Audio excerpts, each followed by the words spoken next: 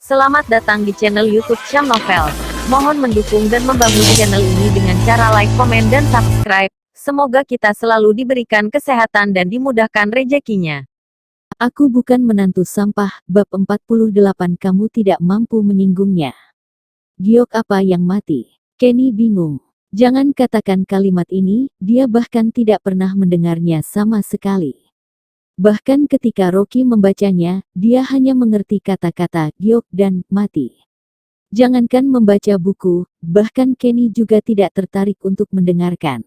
Dia hanya tertarik pada makan, minum, bersenang-senang dan hal-hal seperti dugem. Dalam benaknya hanyalah bersenang-senang. Wajah Rocky tertulis anak bodoh sulit untuk mengerti, menggelengkan kepalanya dan berkata, kalau begitu kamu pasti tahu 9 benda giok. 9 benda giok apa? Kenny semakin bingung dan menatap Rocky dengan tatapan kosong. Dia memang pernah mempelajari giok, tetapi juga hanya mendengarkan apa yang dikatakan oleh pedagang giok dan membeli apapun yang menurutnya berharga. Idiot. Rocky mencibir, mendongak dan melihat sekeliling, kemudian menarik seorang pria parubaya dengan penampilan penjaga keamanan dari kerumunan. Saudaraku, tolong jelaskan pada tuan muda Kenny apa arti dari 9 benda giok. Penjaga keamanan ini berasal dari toko batu giok kecil di sebelah, datang untuk melihat keramaian. Dia melirik Rocky dengan ragu dan dengan cepat berkata, 9 benda giok bukankah digunakan untuk menutupi 7 lubang orang mati? Dengan lubang hidung dan mata total ada 9 bagian. Orang mati. Kenny membuka mulutnya lebar-lebar dan matanya membulat. Dia melirik batu giok yang tergantung di lehernya dengan tidak percaya dan rambut di punggungnya tiba-tiba berdiri. Ini adalah barang di tubuh orang mati. Rocky berkata dengan nada mengejek, bahkan penjaga keamanan juga mengerti, sepertinya kamu benar-benar tidak mengerti. Barang di tanganmu ini digunakan untuk menutup dubur orang mati, apakah kamu tidak merasa bau memakainya di lehermu? Kenny tidak bisa berbicara lagi dan tiba-tiba merasa sangat mual ketika menatap labu giok di tangannya. Ternyata labu giok ini untuk menutupi bagian itu. Dan dia menganggapnya sebagai maskot, memakainya di lehernya selama 3 tahun dan bahkan pernah memainkannya di mulutnya. Bukankah ini berarti bahwa dia secara tidak langsung memakan kotoran orang kuno? Kenny tidak bisa menahannya lagi, membungkuk dan muntah. Kerumunan yang masih berebut untuk menonton dan sekarang menatapnya dengan tatapan mengejek. Bahkan ada beberapa tidak simpatik tapi merasa senang. Mereka mengejek Kenny buta yang menghabiskan banyak uang untuk membeli barang yang begitu buruk. Rocky berkata dengan dingin, terlebih lagi potongan giok ini telah direndam dalam energi mayat untuk waktu yang lama. Setelah menyedot roh-roh jahat, itu bukan lagi batu giok yang mengubah kejahatan menjadi keberuntungan, tetapi kejahatan besar. Jika kamu memakainya lagi, pasti akan mati kurang dari setahun. Begitu dia mengatakannya, kerumunan di sekitar Kenny segera berteriak dan mundur karena takut terkontaminasi oleh aura jahat dalam dirinya. Benny yang berdiri di samping Kenny juga berlari ketakutan sampai ke ujung. Meskipun tidak pintar, dia biasanya juga melakukan penipuan untuk menghasilkan uang, tetapi dia juga berurusan dengan para perampok dan dia tahu bahwa kata-kata Rocky bukannya tidak berdasar. Kenny juga ketakutan dan mendongak untuk menatap Rocky dengan tatapan kosong. Wajah Rocky dingin dan mendengus, apakah kamu mengalami nasib buruk pada tahun ini? Bahkan jika kamu masih hidup, pasti akan mengalami bencana besar. Apakah kamu pernah mengalami kecelakaan mobil? Kenny benar-benar tertegun sambil melihat Rocky dengan tatapan kosong. Dia memang mengalami nasib buruk tahun ini dan dia baru saja mengalami kecelakaan mobil di awal tahun. Jika bukan karena mobil off-road Hummer yang tahan benturan hari itu, maka nyawanya pasti sudah hilang sejak lama. Namun, pengemudi yang menyetir tewas di tempat, 2 tulang rusuknya patah dan menghabiskan waktu setengah bulan di rumah sakit baru kembali ke rumah. Kenny berkeringat di sekujur tubuh, menarik potongan giok dari lehernya dan membuangnya jauh-jauh. Kerumunan dengan cepat mundur karena takut mendapatkan masalah. Rocky mencibir dalam hatinya melihat Kenny yang terlihat sangat menyesal. Jika bukan karena dia yang mengingatkannya hari ini, dia pasti akan mati kurang dari setahun jika Kenny masih terus memakainya. Siapa kamu sebenarnya? Kenny mengertakkan gigi dan menatap Rocky. Orang ini mengetahui terlalu banyak masalahnya, apakah dia orang yang dikirim dari musuhnya? Orang yang tidak mampu kamu singgung. Rocky berkata dengan dingin kemudian berbalik untuk pergi. Ketika Kenny melihat bahwa pihak lain hendak pergi, dia mengira Rocky ingin melarikan diri dan segera berteriak, "Tangkap dia! Berani mencari kesalahanku, pasti ada orang yang mendukungnya di belakang. Tidak bisa menyinggungnya." Haha, masih tidak ada orang yang tidak bisa aku tuan muda Kenny singgung di seluruh kota Gopo. Tangkap dia, patahkan kakinya dan tanya siapa yang berani mencari masalah dengan keluarga Kin. Dia sudah yakin bahwa Rocky dikirim oleh lawan bisnisnya. Jika tidak, bagaimana dia bisa tahu persis apa yang terjadi padanya dalam kecelakaan mobil? Beberapa pengawal langsung bertindak dan bergegas berdiri di depan Rocky. Dua pengawal lainnya melangkah maju ke depan Andrew dan dengan kejam mengulurkan tangan untuk menangkapnya. Andrew sangat ketakutan dan tidak menyangka akan mendapat masalah seperti ini ketika dia keluar untuk membeli barang antik. Mata Rocky dingin tepat ketika pengawal hendak menangkap Andrew. Dia menendang seorang pria berotot di depannya, kemudian bergegas ke depan Andrew untuk memukul wajah pengawal itu. Peng! Tanpa diduga, pengawal itu terkena pukulan ketika hendak menangkap Andrew dan hidungnya tiba-tiba berdarah, dia menutupi wajahnya dan terus mundur. Pengawal lainnya dengan cepat mengeluarkan tongkat listrik ketika melihat Rocky bertindak dan bergegas ke arah Rocky dengan ganas. Ah! Andrew berteriak ketakutan, "Rocky, minggir!" Sebelum dia selesai berbicara, Rocky mengayunkan tubuhnya dengan cepat dan berhasil menghindari tongkat yang melayang ke arahnya, menggenggam pergelangan tangan kiri pengawal itu dan menekan dengan kuat. Peng!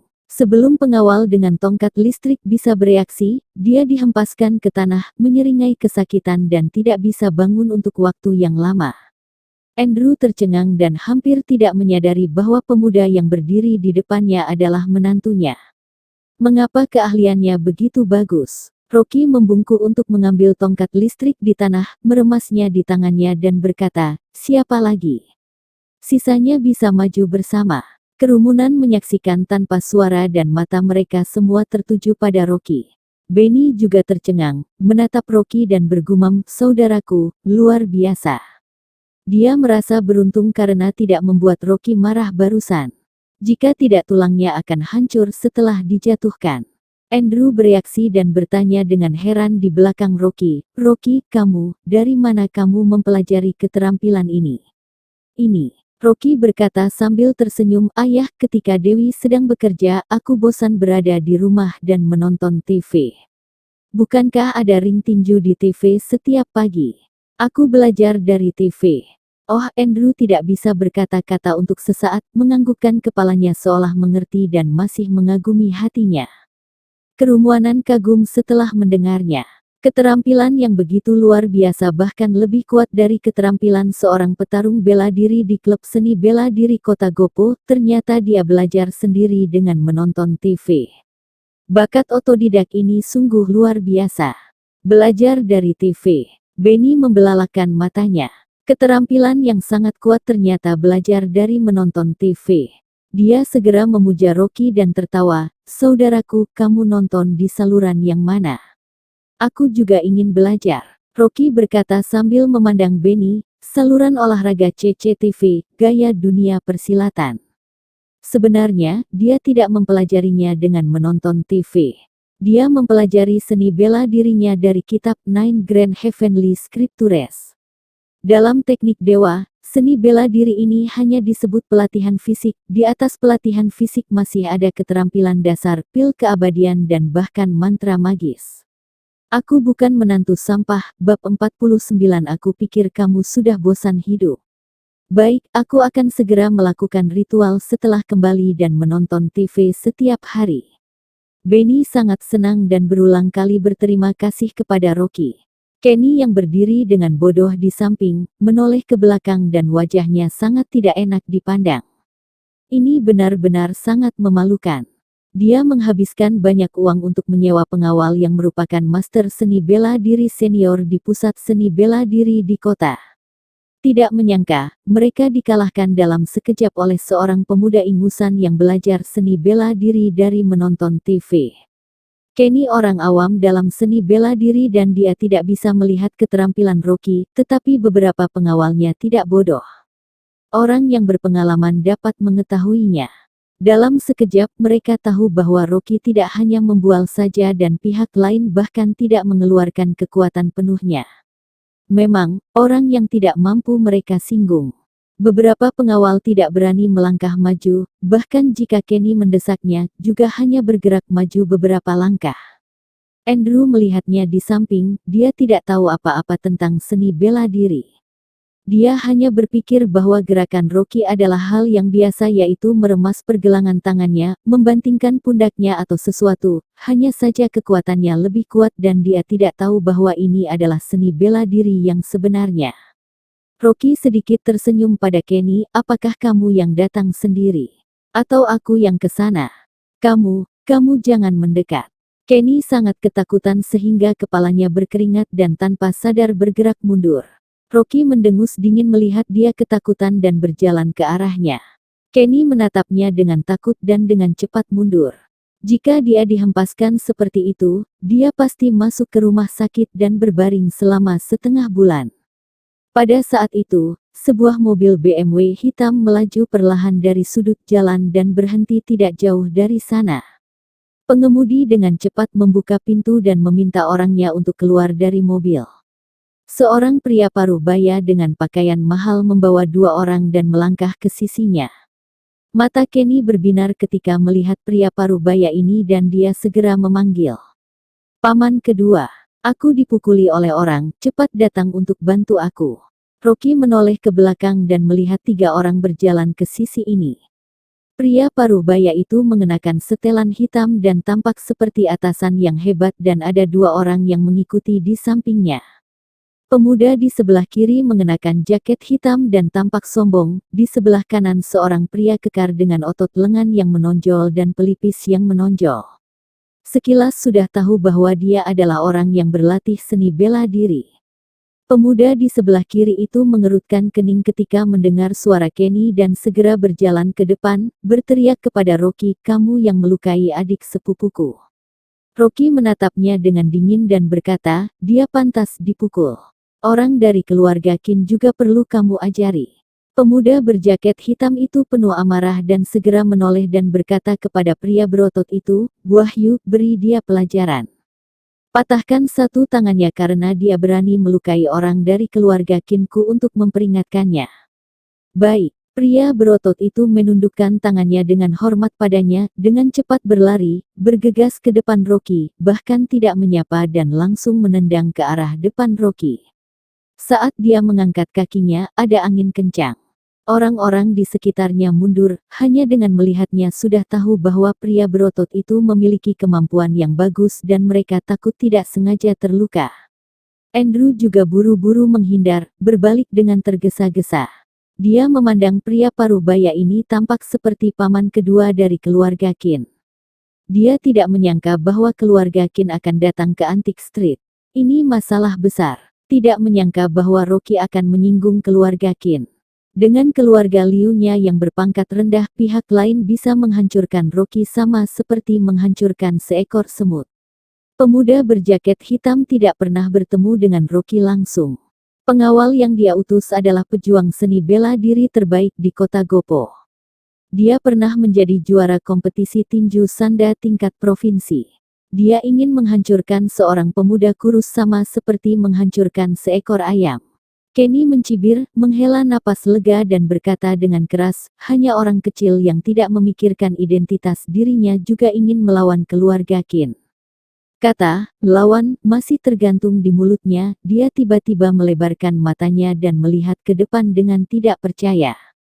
Di bawah pandangan semua orang, Rocky perlahan mengangkat tangannya dan dengan mudah meremas pergelangan kaki pria berotot itu. Saat ini, sol sepatu pria berotot itu hanya berjarak 1 cm dan bisa menendang wajahnya. Rocky membalikkan pergelangan tangannya, seolah membawa karung, meraih pergelangan kaki pria kekar itu dan langsung melemparnya. Perang! Terdengar suara keras. Pria berotot itu bahkan tidak memiliki kesempatan untuk berjuang. Rocky mengangkat pergelangan kakinya dan melemparnya. Tubuh pria itu tiba-tiba menghantam mobil BMW hitam yang diparkir di sampingnya seperti peluru meriam. Seluruh tanah penuh dengan pecahan kaca mobil dan bahkan pintu logam mobil itu ada penyotan yang dalam. Ada keheningan di sekitar dan kerumunan di seluruh jalan sangat terkejut sehingga mereka tidak bisa berkata apa-apa. Mata yang tak terhitung jumlahnya tertuju pada Rocky. Kekuatan apa ini? Dia bahkan dapat membuat pintu mobil penyok. Andrew juga terkejut melihat menantunya yang sangat kuat. Tetapi hanya beberapa pejuang seni bela diri yang dapat melihat bahwa Rocky tidak kuat, tetapi keterampilan dan tekniknya yang bagus. Pejuang seni bela diri yang dijatuhkan oleh Rocky barusan terlihat berkeringat dingin dan dia tahu bahwa Rocky berbelas kasihan kepadanya barusan. Jika tidak dengan basis kultivasinya, bagaimana bisa sesederhana dihempaskan ke tanah? Bahkan nyawanya akan melayang.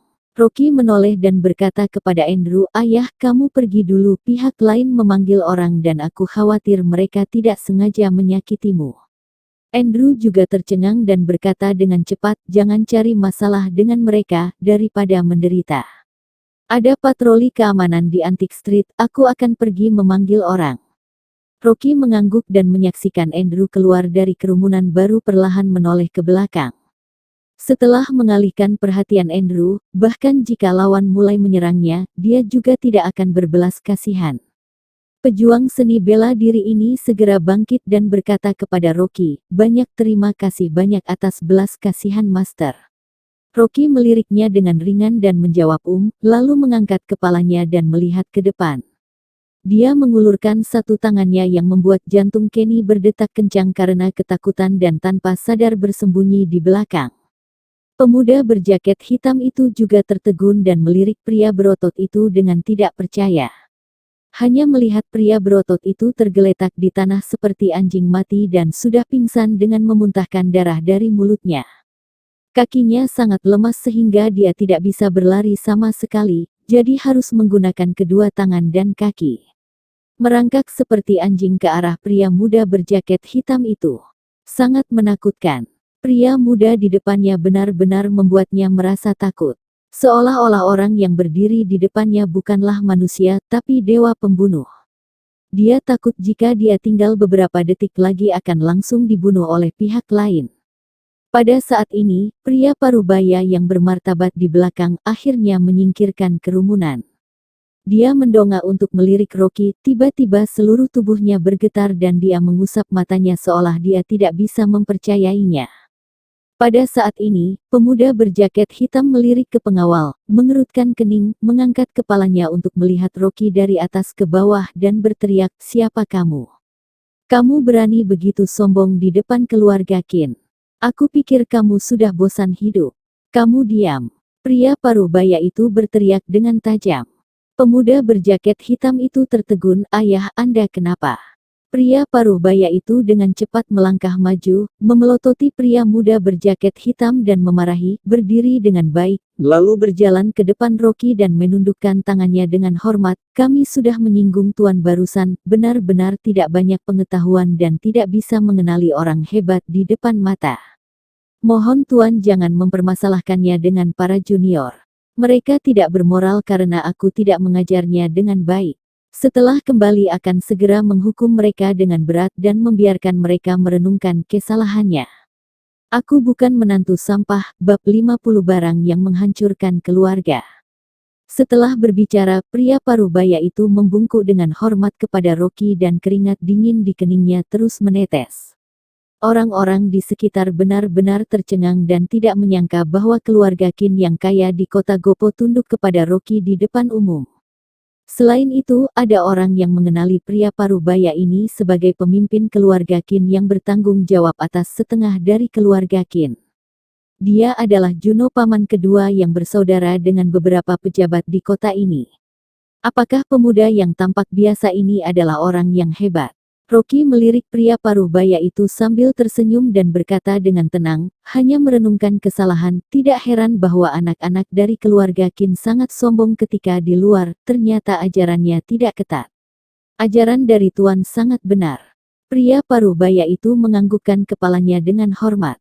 Setelah berbicara, dia segera menoleh dan dengan tegas berteriak pada pria berjaket hitam, "Anak pemberontak, cepat ke sini untuk minta maaf pada Tuan."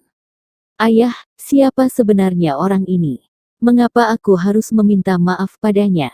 Jaket hitam itu penuh dengan amarah dan tidak puas. Rocky tidak ingin mengungkapkan identitasnya dan dia hanya batuk saja. Pria paruh baya itu melirik Rocky dengan ketakutan, mengerti apa yang dia maksud dan berkata dengan marah, "Jika aku meminta kamu untuk meminta maaf, maka kamu harus meminta maaf untuk apa bertanya begitu banyak. Apalagi?" Dia melirik ke arah Kenny dan berkata dengan dingin, "Kenny pasti sudah keterlaluan dan menyinggung orang lain, baik itu emosional maupun rasional harus meminta maaf." Pria berjaket hitam tampak enggan dan ingin membantah dengan beberapa kata, tetapi ketika dia melihat wajah suram pria paruh baya itu, dia hanya bisa menggigil dan dia harus berjalan ke depan Rocky dan dengan datar berkata, "Tuan, aku minta maaf." Dengan permintaan maaf ini, wajah jaket hitam itu memerah, dia tidak pernah malu seperti sekarang ini. Kenny melihat kakak sepupunya menundukkan kepalanya kepada Rocky dengan patuh di bawah omelan paman keduanya. Paru-parunya hampir meledak karena marah dan bertanya tidak puas, "Paman kedua, mengapa aku harus meminta maaf kepada orang seperti dia? Aku, apa katamu?" Pria paruh baya itu begitu marah sehingga urat biru muncul di dahinya, dia mengangkat tangannya dan menamparkan wajahnya dengan keras dan berteriak, "Omong kosong, apakah kamu masih menganggap aku paman keduamu? Kamu berlutut untuk meminta maaf pada Tuan." Kenny agak pusing setelah ditampar, bahkan darah menetes dari sudut mulutnya. Dia memegang wajahnya dengan ketakutan, dia benar-benar tertegun dan tidak tahu bahwa keadaannya bisa menjadi seperti ini. Tapi menyuruhnya berlutut di depan umum. Ini benar-benar mempermalukan keluarga Qin. Bagaimana prestise mereka di kota Gopo ke depannya? Pria paruh baya itu mengertakkan gigi dan berteriak dengan keras, "Anak durhaka, mulai sekarang jangan pernah katakan kamu orang keluarga Qin jika kamu tidak berlutut. Jangan bilang aku tidak berani menahanmu, bahkan ayahmu juga tidak akan membiarkanmu masuk ke rumah. Jika mempertahankan kamu pembawa bencana ini, cepat atau lambat keluarga Qin akan dihancurkan olehmu dan keluarga Qin juga tidak memiliki anak durhaka seperti dirimu."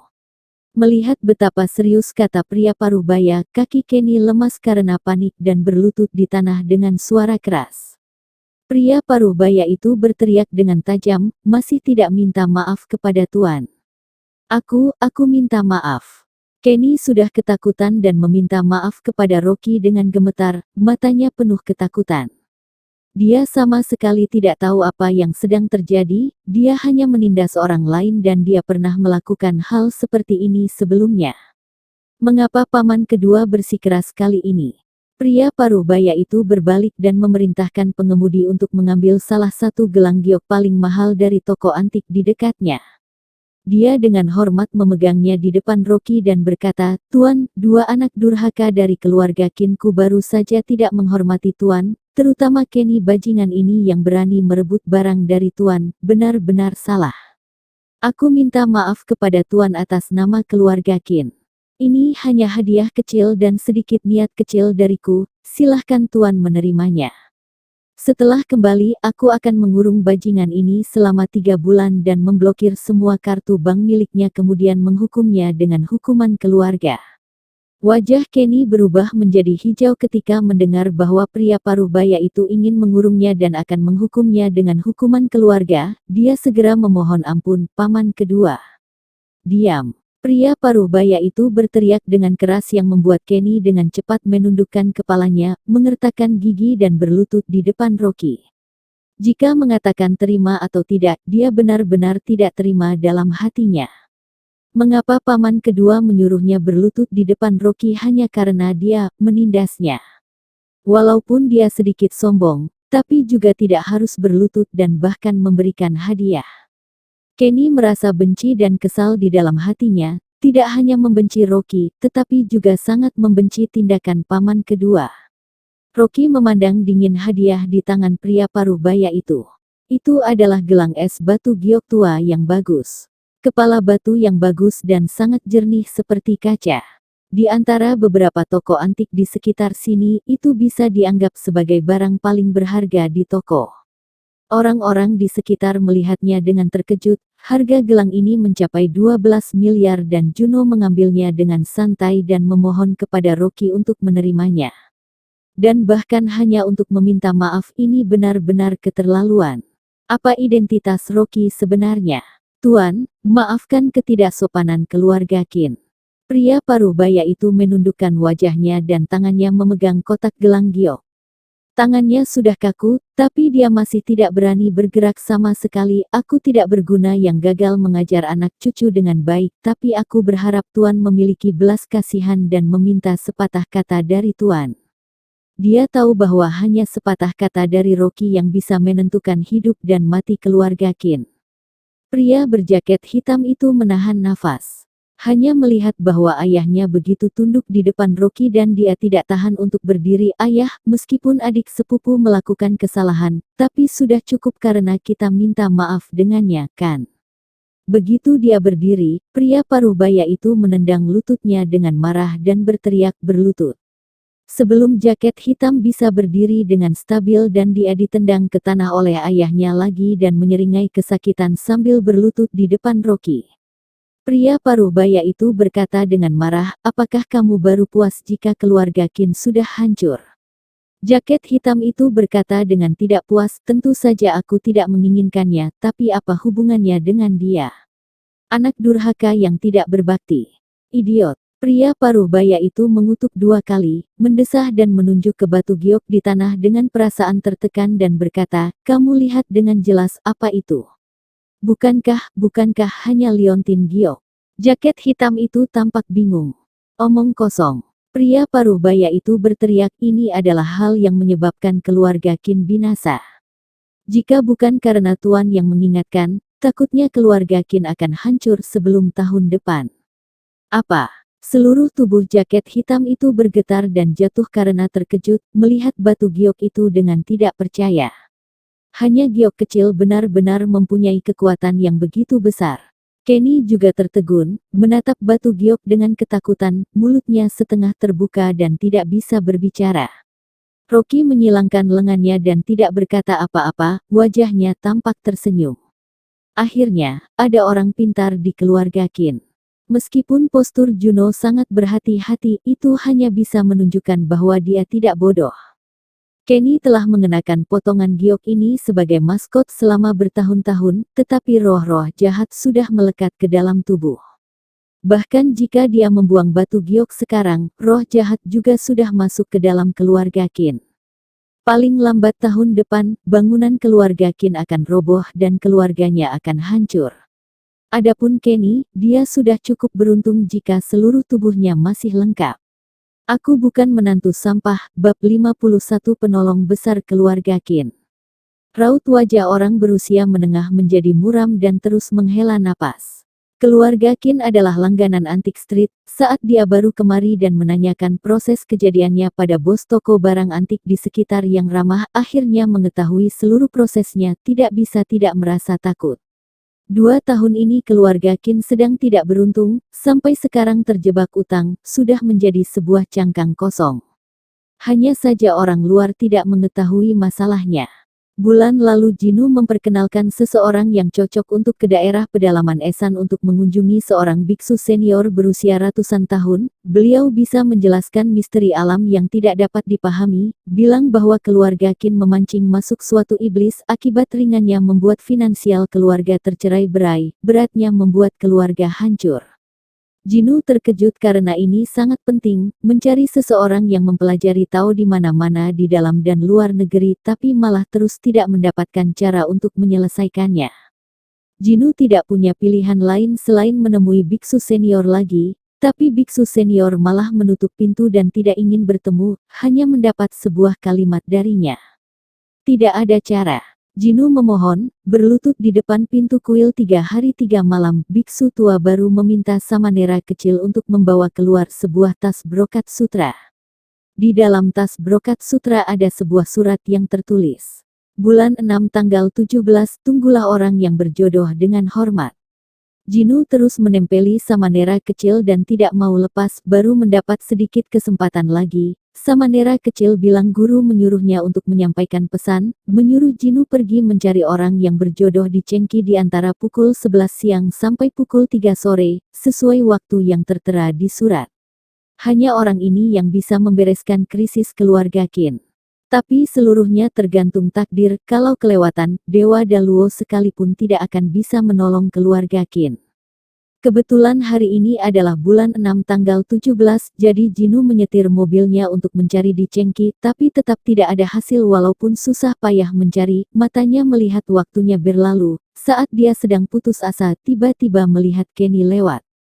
Setelah mendengar cerita bos toko barang antik, hati Jinu kesenangan, sampai mau berlutut saking bersemangatnya. Rocky, pasti adalah orang berjodoh yang bisa menolong keluarga Qin. Waktunya sudah lewat, hidup atau mati keluarga Qinnya, semuanya tergantung dari satu ucapan dari Rocky. Mohon Tuan berikan sedikit pencerahan. Tangan Jinu mengangkat gelang giok, melihat Rocky dengan tulus dan membungkukkan tubuh, menunjukkan sebuah sikap yang sangat rendah hati. Melihat Rocky tidak tergerak, Jinu melempengkan hatinya, bruk, langsung berlutut di tanah. Saat lututnya melunak dan hampir menyentuh tanah, Jinu tiba-tiba merasakan sebuah energi besar yang tidak berbentuk dan menarik dirinya ke atas, seketika berdiri sendiri. Kekuatan tersembunyi ini membuat hati Jinu terkejut, mempercayai kalau Rocky pasti bukan orang biasa. Raut wajahnya terkejut, mengangkat kepala dengan gemetar, tidak tahu apa maksud Rocky. Rocky melihat Kenny yang berlutut di tanah dengan dingin, dan bicara pada Jinu, "Aku tahu kamu adalah kepala keluarga Qin, walaupun Kenny melakukan hal yang tidak benar, tapi masalahmu, aku pernah mendengar sedikit. Kamu bukanlah seorang pebisnis yang menindas orang dengan kekuatan, sebaliknya aku juga pernah mendengar tahun lalu kamu menyumbangkan 8 miliar pada sekolah dasar di daerah gunung untuk renovasi, awal tahun juga memberi benda seharga 400 miliar pada lembaga kesejahteraan anak kota Gopo, dan hal-hal ini kamu tidak mempublikasikannya." Jinu menundukkan kepala dengan hormat, bicara dengan malu, sedikit upaya kecil, tidak disangka ternyata bisa sampai terdengar di telinga Tuan, saya sangat malu. Semua kebaikan yang dia lakukan, juga demi membantu keluarga Qin untuk mengumpulkan pahala, tapi di hadapan energi iblis, sama sekali tidak ada hasil. Rocky melirik Kenny, bicara dengan dingin, masalah ini adalah takdir, tidak seharusnya aku ikut campur. Kalau bukan karena paman keduamu yang melakukan hal dengan benar, aku juga tidak akan bicara lebih sedikit pun demi orang sepertimu. Nyawa anjingmu ini, lebih tidak berharga. Pelajaran dari Tuan memang benar. Anak tidak berbakti memang salahku yang mengajarnya tidak benar, saya juga harus belajar dari kesalahan, ikut introspeksi diri. Jinu terus menganggukkan kepala, sangat hormat. Kenny juga mengubah kesombongannya tadi, terus menganggukkan kepala seperti ayam yang mematuk nasi, dia sendiri hampir mati kecelakaan, lebih mengetahuinya dibanding siapapun. Rocky mengangkat kepala untuk melihat keluar kumpulan orang, menyangka ayah mertuanya juga sudah mau membawa orang kemari, bicara dengan dingin, "Melihat paman keduamu, aku akan membuat pengecualian untuk membantu kalian menyelesaikannya sekali." "Baik, saya akan mendengarkan dengan baik, terima kasih atas petunjuk Tuan." Jinu membawa anak dan Kenny untuk melihat di depan Rocky dengan wajah yang menghormati. Rocky meminta selembar kertas jimat kuning dan cinabar dari toko barang antik di samping, menggambar beberapa gores di atas kertas kuning dengan leluasa, lalu memberikannya ke Jinu. "Kamu beli sebuah patung giok Buddha, bawa pulang dan pajang di tengah ruang tamu, tempel jimat ini di atas sumpalan giok, bungkus dan letakkan di depan sakrarium, setiap hari bakar dupa dan berdoa, setelah 77.419 hari energi iblisnya akan menghilang dengan sendirinya. Di dalam 77.419 hari ini, di dalam keluarga tidak boleh membunuh makhluk hidup, tidak boleh membahayakan makhluk hidup, setiap orang harus mandi dupa setiap hari, pastikan untuk ingat." Ucapan berkah Tuan, saya pasti mengikutinya dengan hati-hati. Jinu menerima tulisan jimatnya dengan dua tangan dengan hormat, sangat berterima kasih pada Rocky, menempelkan jimatnya di atas sumpalan giok dengan hati-hati, membungkusnya menjadi sebuah tas kertas kuning. Saat sumpalan gioknya selesai dibungkus, tiba-tiba Kenny merasa dalam tubuhnya menjadi ringan, energi gelisah di seluruh tubuhnya seperti menghilang, seluruh tubuhnya jadi santai dan berenergi. Jinu juga merasakan perubahan dalam tubuhnya, walaupun ringan, tapi dia tetap dipenuhi kesenangan. Untung dirinya mengikuti petunjuk biksu senior, mencari Rocky, kalau tidak, setelah hari ini lewat, keluarga Qin akan berjalan ke arah jalan buntu. Jinu buru-buru mengangkat gelang gioknya, mengopernya ke hadapan Rocky dengan hormat. Tuan, hadiah kecil dari saya sebagai tanda hormat. Saya tahu Tuan berpengalaman banyak dan berpengetahuan luas, benda ini tidak bisa masuk pandangan Anda. Tapi mohon Tuan terima, kalau tidak saya tidak akan bisa tenang. Rocky melirik sekilas, menerima gelang gioknya dengan baik. Dia mengatasi energi iblis untuk keluarga Qin, melakukan hal yang bertentangan dengan hukum alam, juga merugikan sebagian kultivasinya sendiri, harus membeli tidak sedikit panacea yang berharga untuk membantu kultivasi. Lagi pula, gelang giok ini berkilauan dan transparan, kalau dipakai di pergelangan dewi istrinya pasti akan sangat bagus. Melihat Rocky menerima gelangnya, Jinu tidak bisa menahan kesenangannya, langsung membungkukkan tubuh lagi padanya. Tuan, di kota Gopo, keluarga Qin juga hampir bisa dibilang ucapannya dihormati. Mulai sekarang kalau Tuan butuh bantuan dari keluarga Qin, saya pasti akan melakukannya sekuat tenaga untuk membantu Tuan. Orang-orang di sekitar gempar, semuanya terkejut mendengarnya.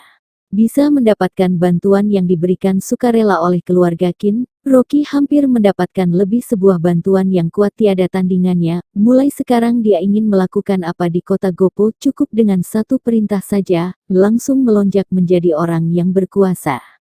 Melihatnya, Sean juga berteriak takjub di samping, melihat Jinu sudah selesai, buru-buru mendekat ke sana dengan tebal muka, membungkuk sambil tersenyum canggung pada Rocky. Kak, apa bisa bantu aku lihat? Menurutmu apa tahun ini aku bisa jadi kaya? Kapan baru bisa mendapat istri?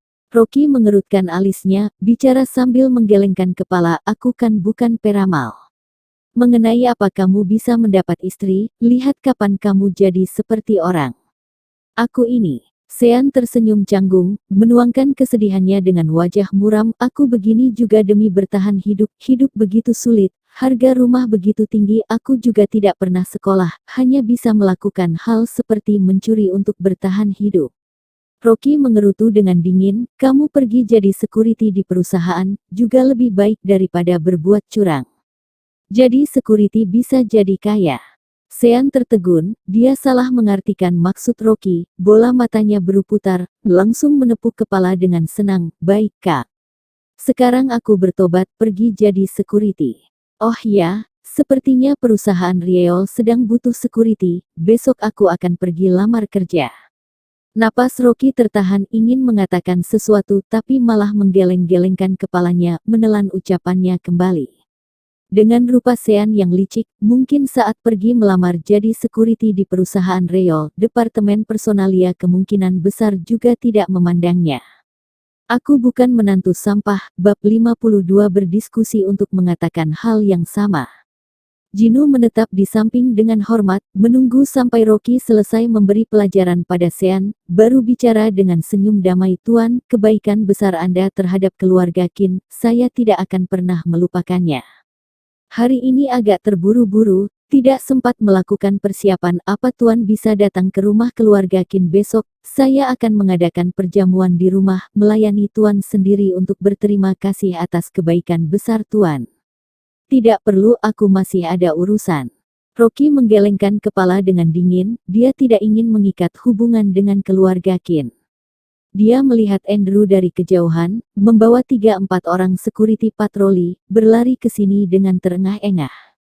Rocky menganggukkan kepala dengan pelan ke Jinu, aku pergi dulu, masalah hari ini aku turun tangan karena melihat kamu melakukan banyak perbuatan baik, tidak berharap terlalu disebarluaskan, paham? Jinu tertegun, menganggukkan kepala terus, saya paham. Mohon kalau lain kali Tuan butuh bantuan dari keluarga Qin, silahkan datang cari saya.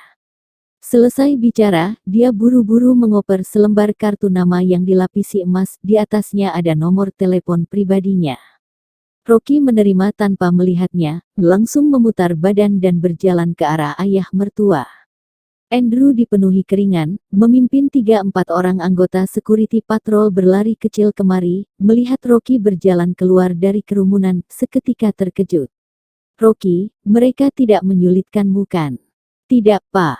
Rocky menggelengkan kepala sambil tersenyum. Tapi, Andrew melihat ke kerumunan orang dengan instingnya, hanya melihat mobil BMW hitam sedang melaju pergi dengan cepat dan orang berusia menengah yang agung tadi, sedang merangkapkan tangan dengan hormat ke arah Rocky. Rocky bicara dengan tersenyum, Pak, sudah tidak ada masalah. Kepala keluarga Kin adalah orang yang rasional, tadi sudah minta maaf padaku. Apa, kepala keluarga Kin minta maaf padamu? Andrew terkejut sampai bola matanya hampir keluar, melihat Rocky dari atas ke bawah. Dia tidak salah dengarkan. Di kota Gopo, keluarga Kin bisa dihitung sebagai keturunan keluarga yang ternama. Dan Jinu tidak hanya identitasnya yang terhormat, juga merupakan orang berpengaruh yang dihormati di dalam kota punya hubungan dekat. Keluarga Kin malah minta maaf ke Rocky. Mungkinkah matahari keluar dari bagian barat? Melihat Andrew tercengang, Rocky berpikir sejenak kalau hatinya tidak bisa memberikan sebuah penjelasan yang masuk akal, mungkin ayah mertua tidak akan tenang. Dia berpikir sejenak lalu berkata, Pak, tadi Kenny memakai sebuah giok di lehernya kan? Aku memberitahunya itu adalah benda beraura iblis dan memberitahu kepala keluarga Kin jalan untuk mengatasinya, jadi kepala keluarga Kin sangat berterima kasih padaku dan menyuruh Kenny untuk minta maaf padaku. Andrew sulit mempercayainya, menilai Rocky dari atas ke bawah. Rocky, kemampuanmu untuk mengamati permata ini, jangan bilang padaku juga belajar dari televisi. Iya, Pak, tebakanmu langsung kena, itu yang acara Heirloom di channel CCTV, Papa juga pernah nonton. Rocky bicara sambil tersenyum. Andrew tercengang, beberapa detik tidak bisa berkata apa-apa. Dia kira Rocky tidak melakukan apa-apa di rumah, tidak disangka hanya dengan menonton televisi, bisa belajar tidak sedikit hal. Tapi, menonton televisi lebih baik daripada menggoda wanita di luar. Andrew berpikir sebentar, bicara mengingatkan, Rocky, keluarga Kin adalah keluarga ternama di kota Gopo, kamu jangan asal bicara hanya dengan menonton acara di televisi beberapa hari, kalau keluarga Kin kena masalah, mereka pasti akan datang untuk mencari ribut denganmu. Mulai hari ini masalah seperti membaca nasib dan meramal, kamu lebih baik jangan buka suara, aku tidak percaya hal seperti tahayul ini. Paham, Pak? Rocky bicara sambil tersenyum. Andrew baru merasa lega, dia sih tidak percaya dengan Feng Shui kalau tidak keluarga Liu sudah kaya sejak awal. Melihat masalah sebelah sini sudah beres, Andrew memutar badan dan memberi rokok pada beberapa security patrol, mengantar mereka pergi dengan senyum maaf yang segan. Setelah melewati masalah palsu, hari ini Andrew membulatkan tekadnya, selama kehidupan ini dia tidak akan menyentuh barang antik lagi, daripada dijebak. Andrew menggosok-gosokkan tangannya, memaksa tertawa, bicara pada Rocky, Rocky, soal hari ini Papa, membeli barang antik, nanti pulang kamu jangan bicarakan pada mamamu dan Dewi, supaya mereka berdua tidak memarahiku lagi. Aku tahu, Pak. Rocky bicara sambil tersenyum, tentang hari ini aku pasti akan merahasiakannya, tinggal bilang menemani Papa keliling di Antique Street, tidak melihat barang antik yang bagus jadi pulang saja. Bagus. Begini bagus. Andrew senang sampai langsung menganggukkan kepala, hatinya berpikir menantunya ini tidak sepenuhnya cacat, paling tidak nurut dan pengertian, kekuatannya juga besar. Saat sedang mau meninggalkan Antique Street, Andrew melihat gelang di tangan Rocky, bicara dengan bingung, ini gelang dari mana? Kamu beli dengan harga berapa, jangan sampai tertipu. Rocky termenung sebentar, bicara sambil tersenyum, oh ini adalah hadiah terima kasih yang diberikan kepala keluarga Kin padaku, aku juga tidak tahu berapa harganya, kira-kira, seharga 8-10 juta, menyuruhku membawa kembali untuk diberikan pada Dewi. Begitu mendengar hanya berharga 8-10 juta, Andrew tambah tidak peduli, bagi keluarga Kin uang beberapa juta ini bahkan tidak terhitung sebagai kertas. Rocky takut ditanya lagi oleh mertua, buru-buru menyimpan gelang giok tua yang seperti es yang merupakan barang bagus seharga 12 miliar. Masalah ini akhirnya berhasil dilewati, buru-buru meninggalkan Antique Street daripada muncul masalah lagi. Saat siang hari, mereka berdua pulang. Di jalan, mereka berdua sudah mendiskusikannya, tidak membicarakan satu hal pun tentang yang terjadi hari ini, bilang saja tidak beli. Walaupun demikian, Andrew tetap dimarahi oleh Jenny, katanya dia menghabiskan waktu satu pagi hari. Rocky kembali ke kamar lalu mengeluarkan gelang giok esnya dan meletakkannya di meja dandan, tunggu Dewi pulang nanti, pasti akan sangat terkejut. Terpikir lagi dirinya mendapatkan batu besar, keselamatan dan kekayaan, dari Sean. Rocky mengeluarkan batunya, sekarang batu ini sudah mengumpulkan mana. Sama seperti batu pada biasanya, Rocky mengoperasikan, tapi juga tidak bisa menarik mananya keluar. Apa mungkin saat itu salah merasakannya? Rocky mengerutkan alisnya, dan mempelajari lagi sebentar, tapi tetap tidak ada hasilnya. Rocky hanya bisa memasukkan batunya ke dalam kantung lagi. Firasatnya merasakan benda ini tidak biasa, tapi sekarang malah tidak bisa menelitinya. Kalau begitu hanya bisa tunggu setelah kultivasinya meningkat baru dipikirkan lagi. Berpikir sampai sini, Rocky duduk di lantai dengan bersila, melatih dengan fokus. Selama dia menikah dan tinggal di rumah keluarga Liu, pagi harinya dia bukan sedang menggantungkan hidupnya pada wanita, dengan santai di rumah, tapi berlatih dengan penuh konsentrasi saat tidak ada orang. Dia sudah mempelajari pengenalan dari buku langka ini, tapi di luar alasan kualitas tubuh manusia biasa, kalau ingin menembus tingkatan kedua itu sangat sulit. Dan lagi, saat dia jatuh ke sungai, terendam di dalam air yang sangat dingin terlalu lama, udara dingin lembab memasuki tubuh, pembuluh darahnya terluka, sampai sekarang masih sedang pemulihan. Dia sekarang masih tubuh biasa, hanya bisa pemulihan lambat dengan latihan ingin pulih seutuhnya, berdasarkan yang dibilang, harus mendapatkan panacea yang langka baru bisa. Dan begitu pulih seutuhnya, dia juga bisa untuk menggunakan banyak kemampuan sakti. Tapi panacea yang langka mana bisa didapatkan dengan begitu mudah. 2 tahun ini Rocky pergi ke berbagai toko bahan obat tradisional China di dalam kota, semuanya tidak ada hasil, hanya bisa menunggu keberuntungan dengan diam. Setelah selesai latihan, sudah sore hari jam 5 lebih, Rocky bangun dan pergi ke kantor, berencana untuk menjemput Dewi pulang. Setelah sampai di perusahaan, masih ada 15 menit sebelum waktu pulang kerja, Rocky masuk ke dalam gedung kantor, berjalan ke arah kantor Dewi. Rocky juga ada sedikit rasa bersalah terhadap istrinya, Dewi. 3 tahun ini, Dewi karena menikahi dirinya, dia dicemooh oleh orang keluarga Liu, menghinanya sudah menikahi seorang cacat. Terutama Mike dan Mia, 2 kakak beradik ini, lebih tidak memandangnya lagi. Dewi menanggung tekanan ini di dalam perusahaan, pulang ke rumah, malah tidak membicarakannya sedikit pun padanya. Rocky paham, dibanding dengan yang dia tanggung, beban yang dipikul Dewi sebagai seorang perempuan lebih besar. Tapi sekarang sudah tidak sama, mulai sekarang sampai seterusnya, tidak ada satu orang pun yang bisa berada di atasnya. Rocky berjalan keluar lift, menyusuri lorong dan berjalan ke kantor Dewi. Saat sedang melewati depan kantor yang terbuka, tiba-tiba dia mendengar suara orang bicara dari dalamnya. Mendengar suara ini mirip Mike, Rocky secara insting memperlambat langkahnya, mengumpulkan fokusnya. Di bawah efek mana di dalam tubuhnya, suara di dalam kantor seketika menjadi lebih kencang beberapa kali lipat, masuk ke telinganya dengan jelas. Bersambung. Nantikan episode selanjutnya. Jangan lupa like, komen, dan subscribe. Terima kasih.